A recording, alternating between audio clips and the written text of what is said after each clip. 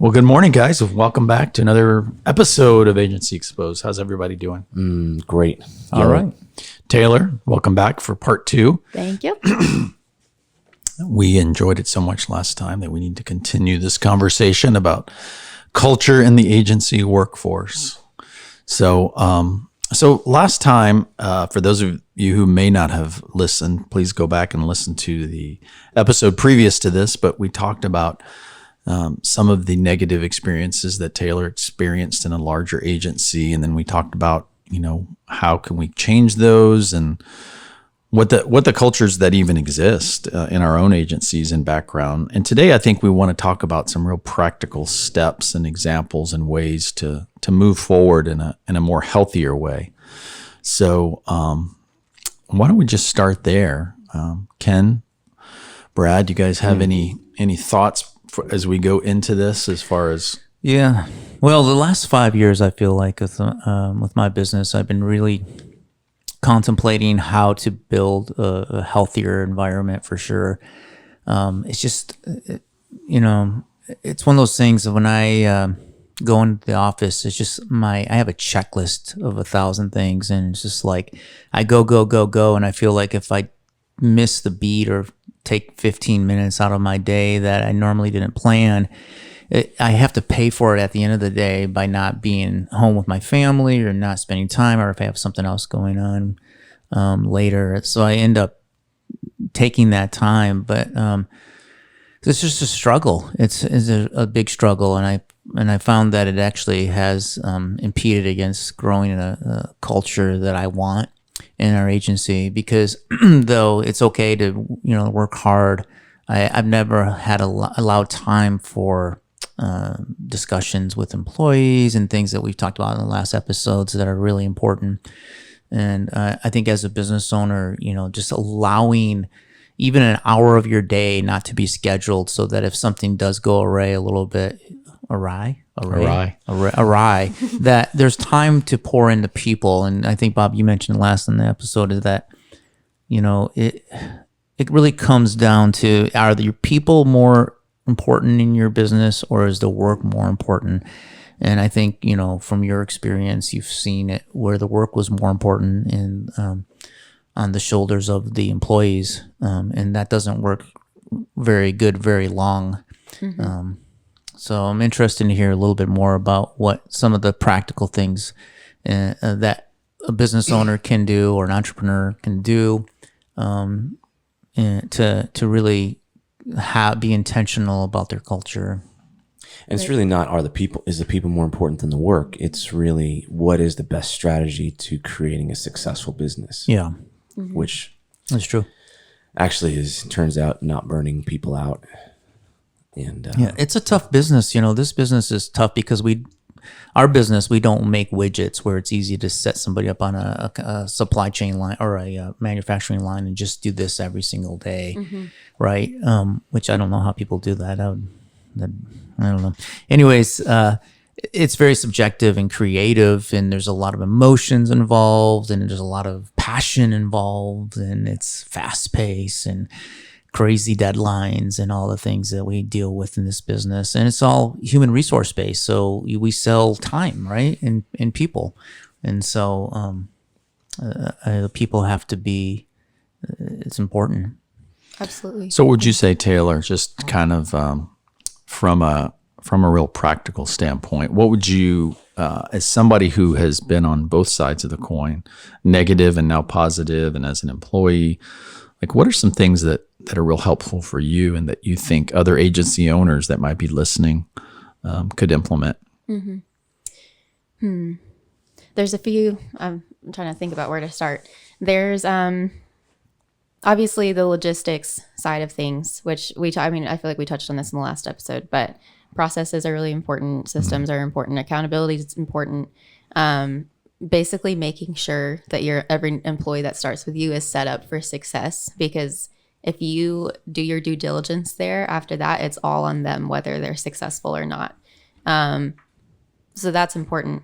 But then also, like Ken said in the last episode, taking time to focus on like human connection with your employees, making sure to invest in their physical, spiritual, emotional health if possible. And that sounds like it would take a lot of work, but like we were saying, it's the little things that matter.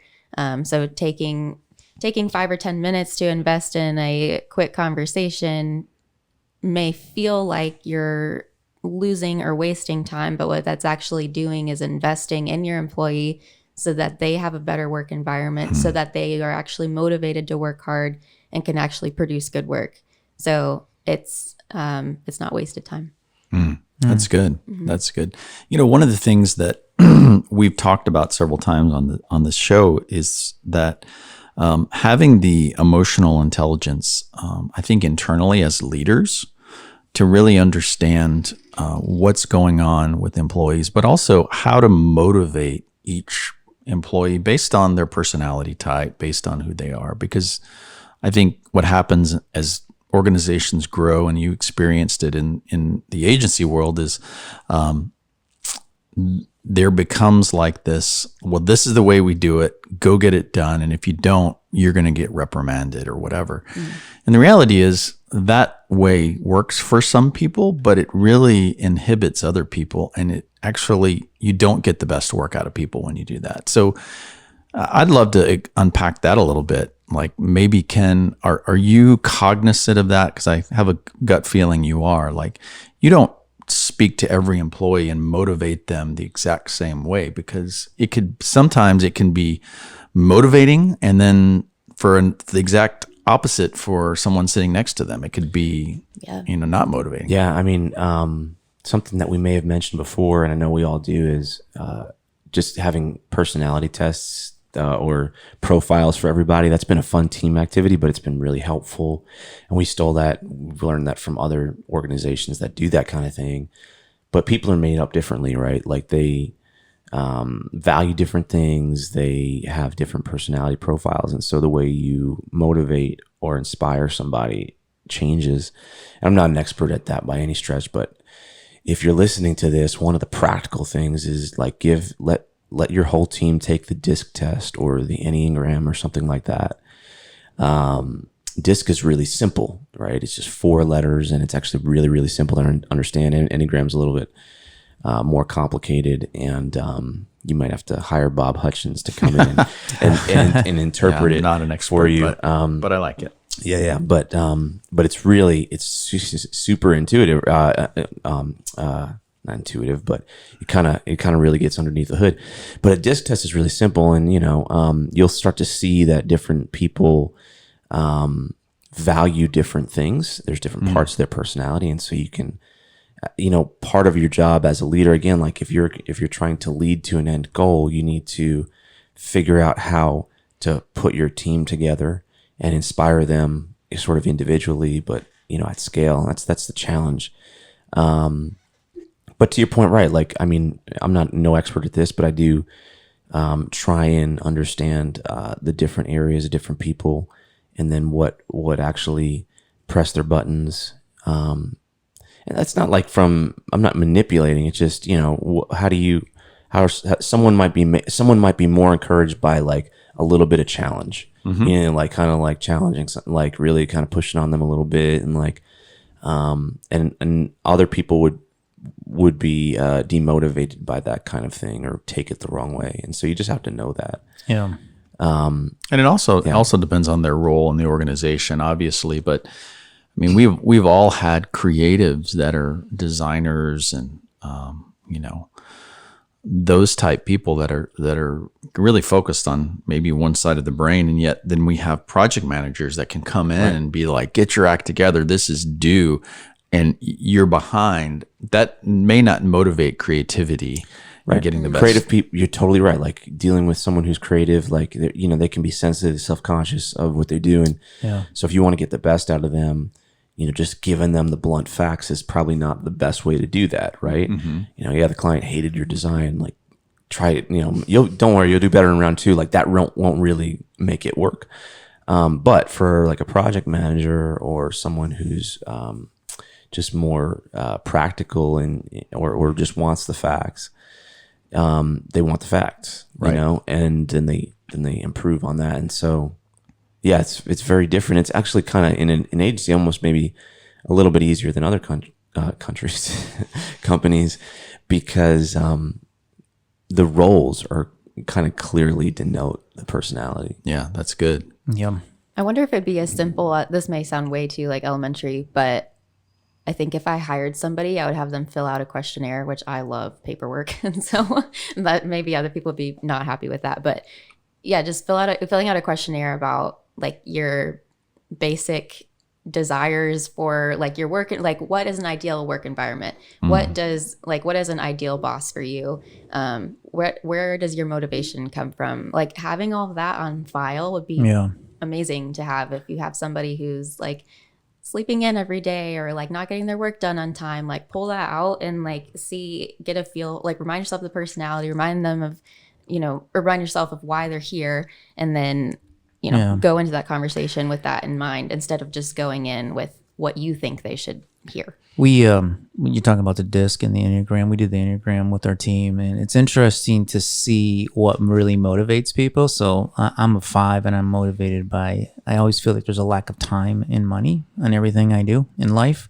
But to know what motivates them and where their deficiencies are and help them, I think is also really good. So with that in mind, the form, as well as knowing the personalities a little bit and how they gel within a team, and certain personalities, whether they conflict or if they're, things, it can really be helpful. I think as a business owner, we just have to be very careful of our words, because our words are really can be very harsh and hard, right? And so like anything, my biggest deficit in life is my words. The words I say, sometimes I can hurt people with it, and I don't mean to, I don't intend to, but you can.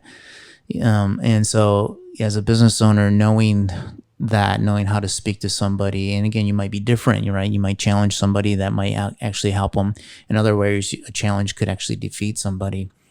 That's the biggest challenge, I think, as business owners and entrepreneurs when they're working with. And as a leader, and I learned this from other people, and I'm not sort of naturally like this, but if you want to be if you want to lead something successful, you have to be a student of the people around you and try and put them together. It's sort of like a coach on any sports team, Yeah, and I think, if you speak up to people, if you always, and you just, even if it's not in you, if like, let's say you always see kind of the darker side of life or the negative side or the correction side, but if you can change your mindset to always speak encouragement and speak up to people, I think no matter what you say, you've met people before where they correct you, but you're like, you feel like so empowered by them. It's like, that's a gift, right? That's a craft. They probably actually worked on that. They probably worked really hard on that. And so, for me, that's one area of my life that I would like to work more on. And it takes practice. You really got to practice it and be intentional and be mindful of what you're saying, because your words can be so hard. And even if you don't intend to, they can still hurt people. And it's to me, that's everything. It's like how you speak to somebody and lift them up and encouragement. And I think it's really about what you want in life. And, when I was younger, it wasn't like I was a jerk, but I also was kind of focused on like the career thing a little bit more intense. And I wish I could go back and change that, because right now, if I could go back and change that, I would say, you know what, I would choose a different focus, a different intention. And you can kind of get wrapped up in this whole thing, right? It's like the culture. Sometimes this culture in the advertising marketing world that we live in is just, it can envelop you and then hold you into that. And you get bought into this culture of getting work out and deadlines and intensity. And some people pat themselves on the back for that too. It's like the more hours you put in, the more I worked 70 hours this week. Good for you. Yes. It's such I read, so we're big Ezra Firestone and Molly Pittman fans here. And Molly just wrote a book called Click Happy. And if you read one book this year, that's the one that you should read. And that's the only one that I've made it through this year. But it's so good. And at one point she said, especially in this industry, people prioritize, esteem people that work overly hard. And it is, obviously it's a quick road to burnout. And it's actually a really dumb, unintelligent way to go about your business or your work. The more intelligent thing to do would be to figure out what pieces of your work are the most valuable for you to work on, prioritize those, be working on cutting out the excess or delegating them to other people. And anyway, our culture in general, like, just glamorizes busyness and glamorizes the hard work and things like that. And I caught before reading the book, I realized that, like, or after reading the book, I realized that I've been doing that. And so, I will, if I got up early to work on something, I may make a comment to the team like, oh yeah, I was up at 6 working on that. No one cares. And I shouldn't care. It's good to know sometimes. I mean, okay, that's true. Ken values it, obviously. Great. So I guess I'm going to keep telling you. You finish what your thought and then I'll tell you. Yeah, I think that's it. I think that's all I got. Oh boy, I have an employee. He's awesome, and got a great rapport with him. And so I texted him yesterday about something, and normally I just say, "Hey, what about this on a Sunday?" But I'm like, you know what? Is it bad to, like? He's like a friend, He's like a friend. So you text on a Sunday a business question, but I prefaced it like, "I'm sorry to bother you on a Sunday." Yeah. Because I'm like, you know what? I could take advantage of that a little too much. And he actually may, I don't know. He's so nice. Like, I'm afraid that if I text him on a Saturday or Sunday, he'd be like, come on, Brad, it's Sunday. Well, yeah, I mean, so I just to that point, and also just to clarify what I said to Taylor, is I think as someone who has a lot of emotional energy invested in something like myself, who leads people, it's always good to be reassured because you have an insecurity, at least I do, of like that other people care as much as you. So it's always good to be reassured. Oh, okay, like people do really care. Yeah. It's not really about that you're up at 6 a.m. It's like, oh, okay, that's good. That's like one of those reassurances. I think that's where that comes from. Certainly, ego is not helpful at all. Like, oh, pat on the back, like that. That kind of thing is basically useless. But also the after hours things. Like, there are times, I think we've talked about this in our team, but like, hey, there are going to be times we shouldn't expect. How do I put this? Like, we should expect to do what is required to be really good at what we do. And ultimately, though, we're trying to achieve like a really good balance, because ultimately we want a healthy, happy life that is fulfilling, also has purpose and all that kind of stuff, right? So that all kind of mixes together. There might be times where you have to do that, but as a rule and on a consistent basis, you really want to not be, you want to be inside of a boundary that is really not a 9 to 5. It's really about, how can I not get burnt out? And so we try and avoid, coming into people's lives unless it's absolutely necessary outside of, what might be reasonable times. And the point I wanted to make is the consistency of that to our clients too. Like, we communicate that same thing to our clients. Like, so we don't work. We're not, our people are not in on Saturday working, and so we're not going to be,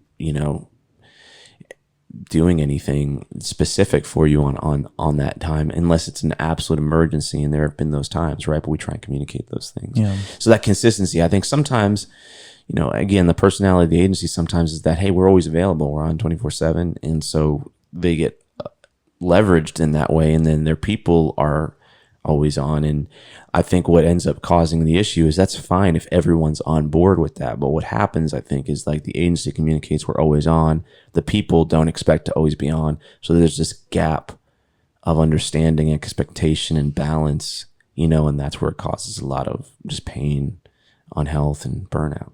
Yeah. Yeah. That's a great point.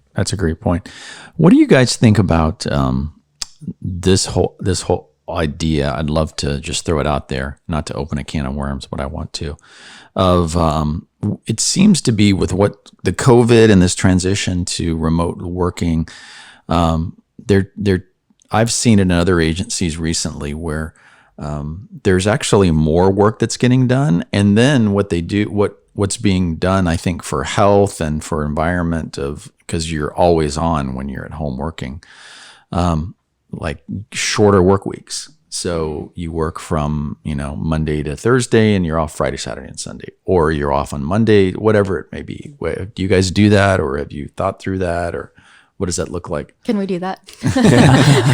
That would be the dream for me, because I actually work best under pressure.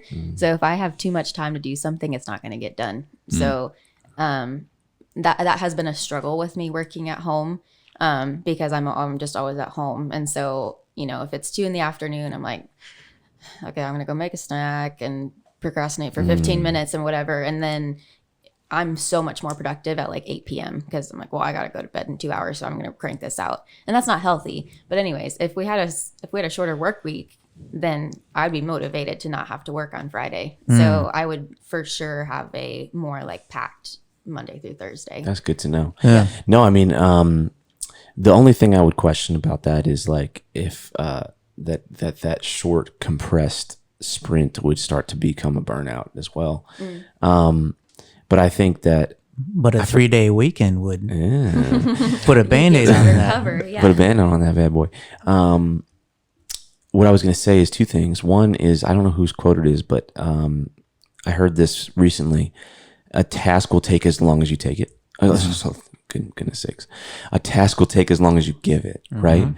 And so you have to, and we try and put like blocks on everything, because if you don't, it will take for as long as you give it, right? All day, all week, whatever.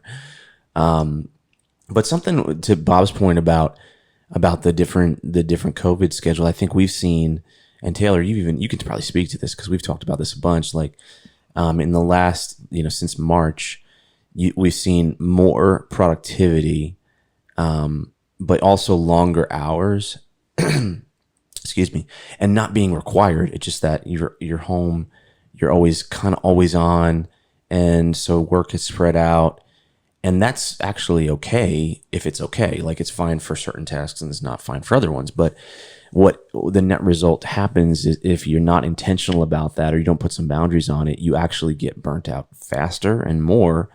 And so there's sort of a few things that we're talking about, I know, but like maybe Taylor, talk a little bit about that. And also, I would say the 9 to 5 schedule, I think, is in my mind gone. Like for us, the balance is you have to have some structure, right? Like it's definitely a balance. Like you have to have some sort of rule, otherwise it's just kind of chaos, and you're up to different personalities. And so we're trying to figure that out. But I do think that we're gradually going more towards it doesn't necessarily matter, if you're on till 5. Maybe there's an area of availability that kind of like if someone asks you a question, you should be expected to be like available to answer. But as far as executing your stuff, if you do it, if you have certain things and you get them completed, then fill your cup back up. Like go leave at 3, or stop, get offline. I mean, as long as you have, I think, relatively strict timelines and deliverables, I think everything else, it doesn't matter in my opinion. Yeah, it's an interesting conversation, because I think the future is that companies are going to allow virtual work in the future because of COVID. But I'm interested to see what the long-term cultural change may be in companies, because how much time do you need? Like, personally, I need to spend time with my team physically, like in the same room as them. Otherwise, I feel distant. And I feel like even though there's work getting done and deadlines being met with no problems, I lack any vision of like moving people together forward. It's like everything is like status quo. So I'd be interested to hear what you think. Where's the fine line? Do you need to get together as a team? Do you guys find that having remote workers during COVID, there's some people that do really well and some people that don't? Mm-hmm. Yeah, I mean, we've definitely seen that. I want to be careful what I say, but we've seen some people thrive in it and then some people struggle mentally. Because I struggle a little. I'm one of those ones that do struggle a little bit. Yeah, and I think for me, I struggle, and not in terms of like getting my work done, but I'm just a people person. And part of what I love about working for Medicake is the team. And so, I love coming into the office and getting to thrive off of other people's energy. And I sit right behind Bob and Ken too. So I get to hear their banter during the day. Like I get to hear like more serious massive conversations. high fives. Massive high fives, massive claps. Yeah, that's always gets you awake. Tony Robbins state music. Yes. Alexa, play. Play the UPW playlist. It's going to be an intense day when you come in and AC/DC is blasting. Oh, not David Bowie's Under Pressure. Yeah. But I think a benefit of being in the office together is like kind of spontaneous creative conversations happen a lot more frequently, especially with me sitting in the same room as Bob and Ken. Like a thought may come to one of us and then we just swivel our chair around and start like talking about something. So that can kind of hinder productivity because it takes you away from what you're working on. But at the same time, like you can't really plan for those ideas to pop up. So Yeah, for sure. And maybe it's in this COVID world, maybe it's a 1 day a week. Yeah. So office. what we've been doing is, and we could go back 5 days a week, but we decided we're going to do Mondays and Fridays work from home and flexible. Back before COVID, in the first of the year, we launched something new, which everyone seemed to really like, and I liked it. Is that you could take up to 3 Fridays off a month. whoa. Not off. You have to work, but you could work anywhere. Out of the office. You can work from home. You can work at a coffee shop. You can get out of the element. You could work as a team off site. You just didn't have to be in the office as long as there wasn't a personal, like a client coming in with a meeting that you needed to be in, or there was no other meetings that you had to be there as a group. And everyone seemed to like that a lot. But now with Mondays and Fridays, we've been kind of just lax for the summer, just saying, hey, you can work from home Mondays and Fridays. And I've actually enjoyed that. Like today, I'm after this, I'm going to go home, I'm going to work. I'm going to see my kids are still home. They start back to school this week on Wednesday. And so I think it's great. But I'm definitely one of, like you, I feel like when I'm home, I don't have, I'm not connected with a team, and that's been hard for me. I'd have to imagine that depends on where you are in life too. This working remote is tougher. If you have young kids, I don't know how a person would focus. I don't have young kids. My son is going to be in 9th grade, and my daughter's just graduated from high school. But I cannot imagine if I had young kids being able to focus and work. And I think that wouldn't work for a lot of people. So I don't see this working for everyone, even though I do know that I've heard a lot of people say, you know what, people are getting things done at home. We were nervous that things would fall, but nothing's fallen. In fact, people seem very efficient. I just don't know I don't know long term how that's going to go. Yeah. I was reading an article recently, not to go down a rabbit trail, but I think this pertains to what we're talking about is what we're starting to see the very beginnings of people, especially young families, who are saying, or young couples who are saying, well, this world has changed. I don't have to live anywhere anymore. And so they're moving out of the cities and they're moving more toward rural or suburban places where they have more affordable, more land, more other things for them to do. So to your point, I think maybe what we're going to see is people are going to evolve in their living situations to make it work, i.e., I can't work with my young kids now. What could I change about my environment, where we live, what's available? Maybe I need a big backyard and an acre so that they can go out and run around for a couple hours. That they can't do that right now because they have to be in the house. I mean, these are all things that I think are starting to happen. Well, one of the things I had an opportunity one time to tour Facebook and Instagram's headquarters in Milano Park, Silicon Valley area. And one of the things that I thought was really interesting is that they had a lot of these. I don't know if you've ever been on campus there, but they do a lot of things to get their employees off the computer during the day. In fact, they have a whole building that's just printmaking.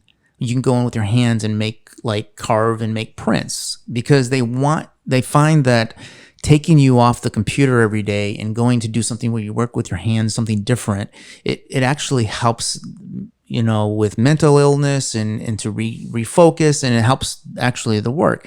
What I've noticed is since I've been home is I've been taking these little mini breaks a little bit more, where I had like a half hour, an hour between a conference call or something. And I'd go do something like even mow the lawn, or go out and wrench on my motorcycle or something, or do something that's so different than work. And it's been really interesting, because I feel like I'm much more productive when I go back into a call, like I'm more centered.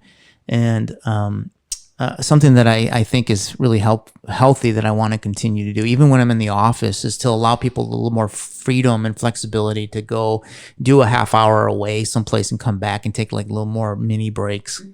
I just think that, for me anyways, I found that I never knew I needed that until I actually did it. And COVID forced me to do that, or at least put me in a position to do that. I had read a book and some research a few years ago, so I started doing this. But it was basically, the premise was there's some science behind mundane activities refill your subconscious. So like mowing the lawn, doing the dishes, like stuff that doesn't require your like your heavy mental side of your brain, or like the thinking. And so that makes sense. And I've even noticed that too. And we've talked about that here, how we implement that. It's that variety. It's even in the workspace variety. So my guess is that some of the reason why people are more productive right now is just that they've got a different environment. It's like it's changed. I think once you maybe set into that, and it becomes more mundane, you might see that productivity go down a little bit, although they probably do have more focus when they're all alone. One of the things that we've been thinking a lot about and trying to figure out is how, and we've talked about this before, how do we blend that to get the best of both worlds, right? And so you are kind of more productive alone, and then you also can't just be alone. And there needs to be the creative side, especially with, and even more the practical things of meetings and those kind of things. But so we'll probably go to a blend, of a few days a week. But again, I'm even questioning the requirement though, right? So it's more like right now we're more in an open workspace. And so, we might say, hey, these people are going in these days a week. And so if you want to hang out with them, then go in. But it's not a requirement. And so anyway, the ultimate goal is, how do you get people as productive as they can be, to work smarter, not harder? And do you think the idea of just straight 9 to 5 is kind of a blunt, brute force approach to it's just an antiquated model? So it's good to rethink that. And also, like, how do you have a fun, healthy life, and you balance all that, and how can you, have the flexibility to work from anywhere? Or we've had people that have gone and visited their families for weeks and worked from there, and that's great. Yeah. And I think that's the thing, is that what I've noticed in my whole career is that every employee has a different thing going on in their life, and they're in different stages of their life, and they need different things. And if the work environment can actually play to their life and what's going on, and I always hear this, it's like, people are really satisfied at work when they always mention how flexible their work is to their life. A lot of people go through hardship where they need, they have deaths in the family and they have hard times. And I've never heard people talk better about their employee if the employee actually is flexible and works with them. And I think there's something there. So I think, as we grow, I would love to kind of see what that looks like. And again, my fear as a business owner, because I've done this before in past jobs, and I've seen this, is that sometimes when you give so much, there's no accountability. And sometimes there's people that are they're just going to do a great job no matter what. And there's other people, unfortunately, that don't. And they get kind of, the honeymoon's over, and they get in their position and they start to not perform like they used to. And everyone's different and needs different motivations. And it's that's the thing I think that you need to work on as a business owner. It's the formula you need to crack, is because the business needs to be a system. Yes. Like, it can't just be a free form thing. Yeah.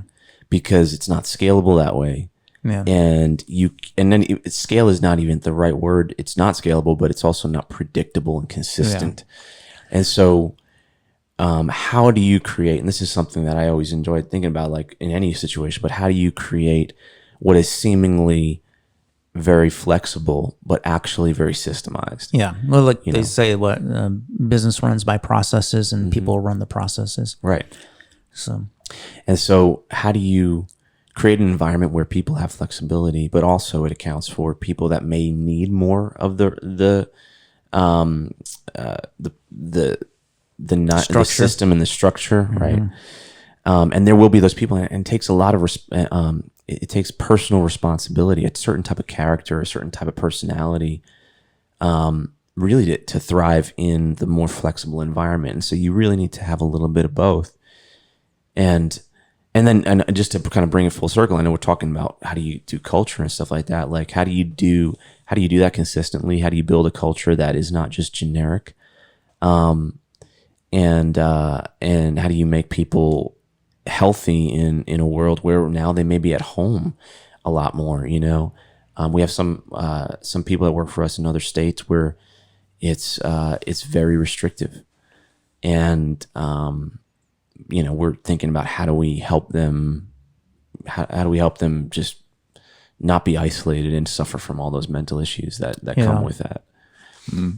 Something that we've done though, just to get practical, is we do one-on-ones.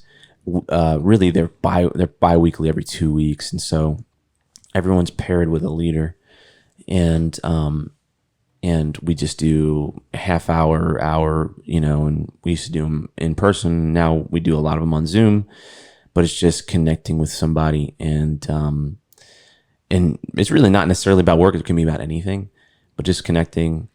You know, it's the dedicated time to have those conversations that we talked about last episode, that sometimes it's like, can be hard to stop your day and have those conversations. So you have that in a dedicated space, but you also have the ability to get feedback and make micro adjustments on both sides, which avoids the big, like, oh, I wasn't aware of something, you know? Right. yeah. Yeah. Taylor, what are some other ways, just from your perspective, to create healthier environments, and just practical things? Like, what do you guys do? Any team building exercises? Do you guys, obviously maybe pre-COVID, but is that something that's a regular part of your experience? Yeah. I haven't talked in a while, so now my voice is gone. Yes. So we do once a month. I think we mentioned it in the last episode. Again, short-term memory loss, Taylor. Team building is kind of ends up being cheesy sometimes, but if you do it right, it can be really effective. So once a month or so, we try to get out of the office together and like group hangout. And sometimes we work, sometimes we don't. Just depends on what's needed to get done that week. So we've gone, Arrington Vineyards is a really great spot here that we'll go to and just drink some wine in the afternoon, try to get some work done, try to connect as a team. What else have we done? We did. Well, I would always say we do a lot of wine. Yeah, we really like wine. We did one of those breakout games one time. That was really that was like a more fun team building thing. Have you guys ever played airsoft? We haven't. Those are painful. Yeah, no.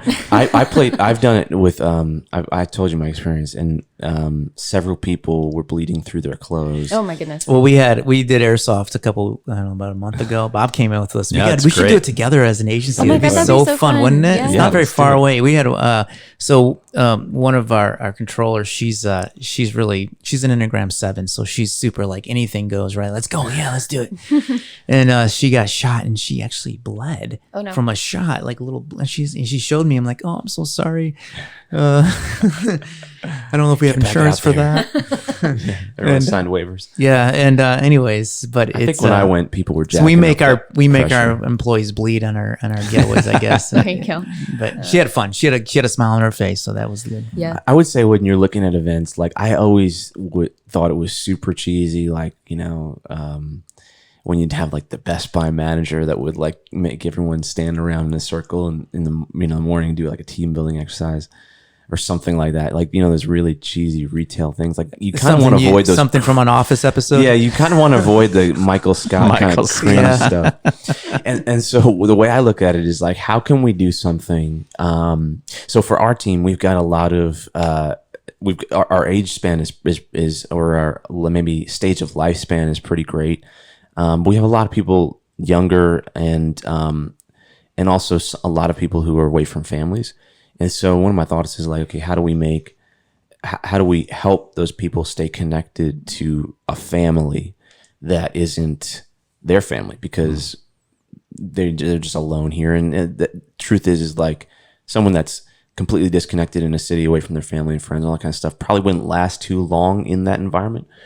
And so one of the questions is like, how do we create situations that are just genuine like that? Maybe not everyone is even in the activity. It might be, hey, why don't you go out to dinner and we'll pay for it or whatever, or have fun or whatever. Or, we might do an activity, but the point is like the intention is like, how can we create genuine environments where people kind of actually enjoy it, and it's not like, man, I'm doing this stupid work thing. That's the issue. And so we end up also working, tell you can talk in a second. We also end up working a lot out of the office, and that actually works really well. So we'll just take our laptops and go somewhere like Arrington Vineyards, JJ's Wine Bar. Yeah, we do that from time to That kind time. of It's thing. always Top been golf, that was fun. Top Oh, golf. that sounds Yeah, fun. that's good. Yeah. Yeah. Yeah. So what are the things outside of the office that you feel you've really enjoyed? Top golf, getting together and working offsite is good for you. Yeah, it's been great. I think that afternoon we did Top Golf in the morning, or like lunchtime ish, and then we all went to Frothy Monkey downtown, which is just a completely different scene. Frothy Monkey is a local coffee shop yeah. restaurant that's really Yes. hipster. We went to the downtown location. Yeah, Yes. like the Oh, Nashville the one. Nashville. the real downtown. one. Yes. Yes. Like original. So yeah, so we just all set up at like a big long table and got some things done. I think a couple of our like really dedicated workers were a little irritated because they couldn't focus, but for the most part, I think it was fun. It was a good time. And we try and do like little, I call them gifts, but just kind of like every once in a while, someone on our team that's sort of dedicated to like the part of their job is making sure that that's happening. And so like, how do we, just do something that makes, I'm trying not to say nice for everyone but just sort of make someone feel valued. Mm-hmm.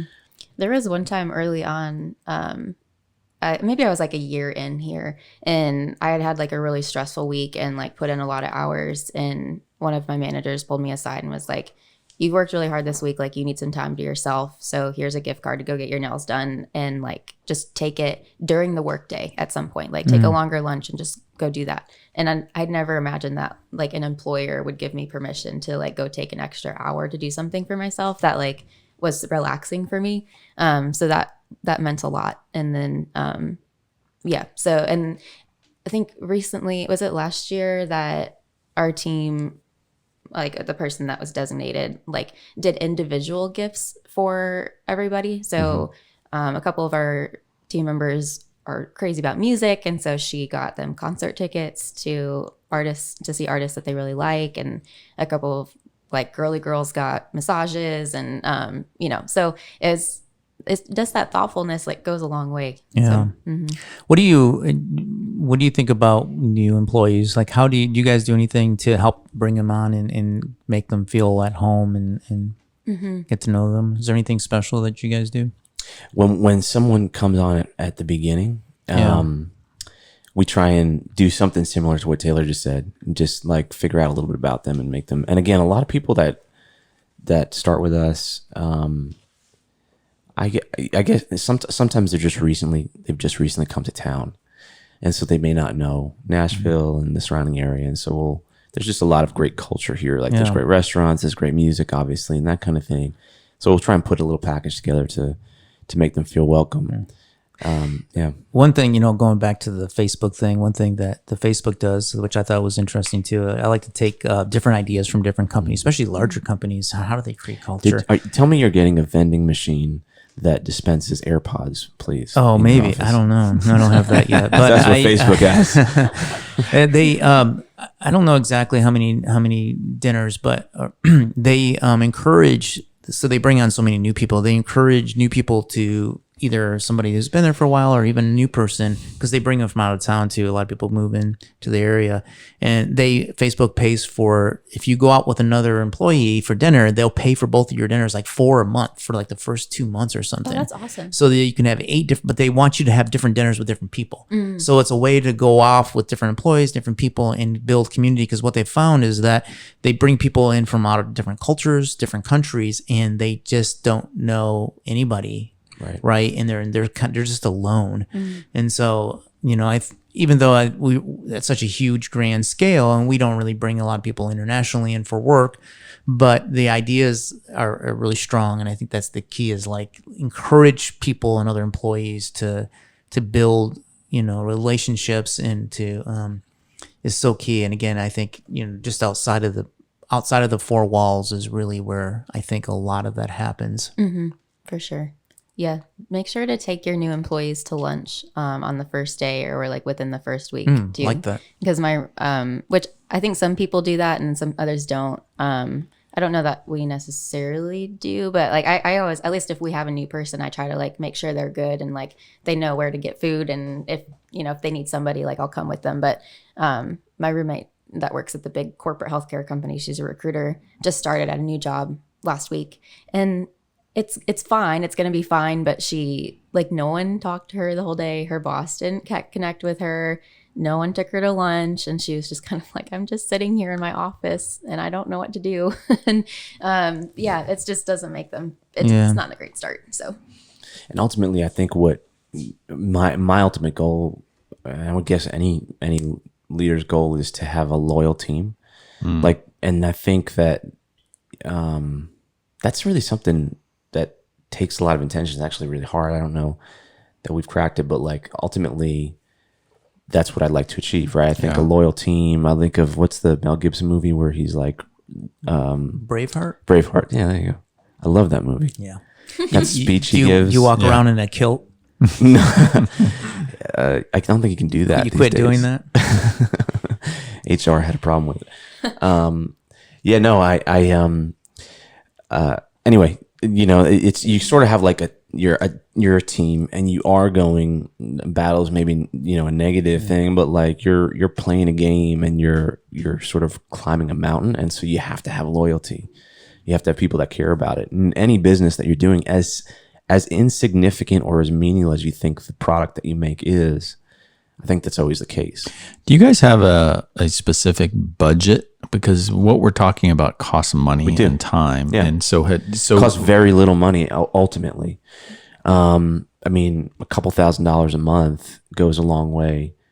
Think about what you can do with $100. Even if you have a team of 30 people, like still, it's, if you spend that once a week or twice a week, we have about a couple $1,000s a month that we associate with this. Do you guys get together as like, who leads that in the business? Who's the most intentional to actually build the culture and keep things going and organizing these outings and things? That's been a challenge. Is that you, or is that somebody else internally who's just really good at that? Like, there's people who have that gift. My assistant is the one responsible for that, but before she was around, it was just a group effort, and it still kind of is from a suggestion standpoint. Those kind of things. You guys got a suggestion box, which I actually like. I I meant to bring that up earlier. Like she is kind of the point person to be planning things, but getting input from everybody else on the team about what would be fun or what would be life-giving, that helps. It makes it feel less like a Michael Scott team building activity that you all have to show up to. So because I think poor Bob Strachan had suggested something once, and like 3 of us shot it down. We're like, we would hate that. Sorry. So we're not doing Let's it. go watch some British soccer. like airsoft. That's awesome. Yeah. Like airsoft. That's Yeah. good. Well, this is good. Well, guys, thank you for these suggestions. I think that this is really good. It's really helpful. And these 2 episodes, I think, are really important. I think the culture of any environment makes or breaks a company. Well, I think one of the reasons we're doing these episodes now is it's more important now than ever, and Absolutely. it's harder to do now than ever. Because you're more limited. Yeah. How do you create? Got to get more creative. How do you? Yeah, right. You have to get more creative, Yeah. so you have to be more intentional to do. Here's an interesting one. Yep. That I heard recently and actually participated in. Airbnb has these, they've kind of expanded their offerings during COVID, and they have these online tours that you can buy for your team.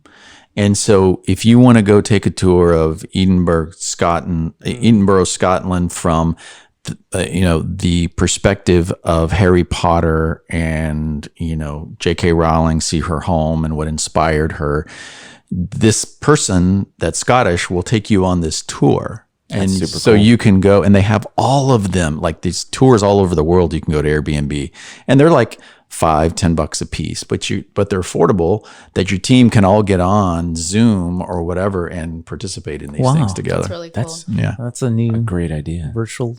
It's virtual. They're virtual Yeah. tours. Yeah. Wow. I'm gonna do That's that by amazing. myself, I think. Yeah. It's pretty cool. my Friday only night. struggle with the Zoom culture is that for some reason, I feel so disconnected on video chats.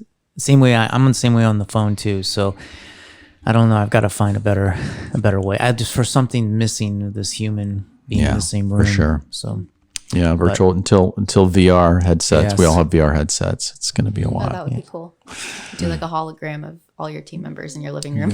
Yeah. If you guys if you do have a VR headset, if you've ever watched or engaged in a VR podcast, it's pretty cool actually. Oh, okay. Yeah, I it would be like you sitting at the end of the table at what we're doing right now. yeah. That's Well, pretty thanks cool. Taylor for being on the show. Thanks for having Yeah, me. I really yeah. appreciate it. your insight and appreciate to have you on again. The amazing Taylor Watt. Thank you. Talk to you guys soon. Okay. Bye. Bye-bye. Bye.